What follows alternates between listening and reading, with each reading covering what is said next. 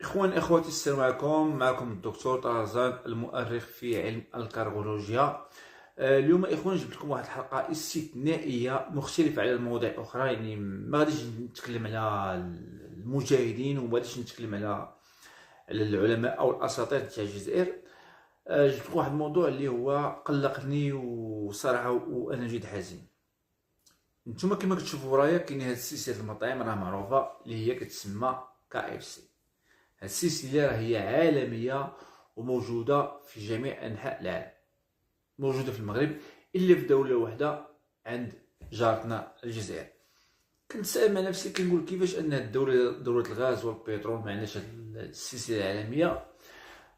لقيت السبب الإخوان أن النظام الجزائري والشعب الجزائري هما اللي رافضين أن هاد الماركة تدخل بلادهم. زدت بحثت وسألت بعض الأصدقاء، لقيت أن الاسم ديال هاد الماركة هادي فيه إهانة للشعب الجزائري.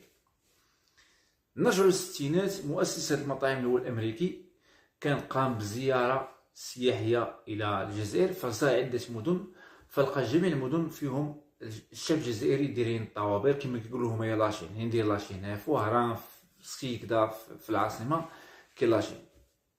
فسأل كيقول شنو كيديروا هادو؟ كيقولوا لي راه دايرين لاشين على الماكله، لاشين على الزيت، لاشين على الحليب. وفي ديك اللحظه هو كان عنده واحد المشروع انه ياسس دوك المطاعم، ولكن كان كيقلب على الاسم. شنو دار هوايا؟ دار الاسم ديال هاد KFC تضامنا مع الشعب الجزائري. هما حسبوا انه كيتنمر عليهم او كاهانه. فهم. وما معنى كما كتلاحظوا ما معنى KFC؟ كما كتلاحظوا في 3 حروف فيها KFC، كتعني كرغولي في لاشين. يعني كرغولي في لاشين اختصار ديال ماركة KFC. انا اخوان من هذا النهار حتى انا كنتضامن مع الاخوان الجزائريين، وحتى انا غادي نقاطع هاد المطعم هذا، وكنطلب مسامحه مع الاخوان الجزائريين على اي فخذ كليتو، اي جناح كليتو، اي قرنصه، اي كبده كليتها. كنطلب منكم مسامحه.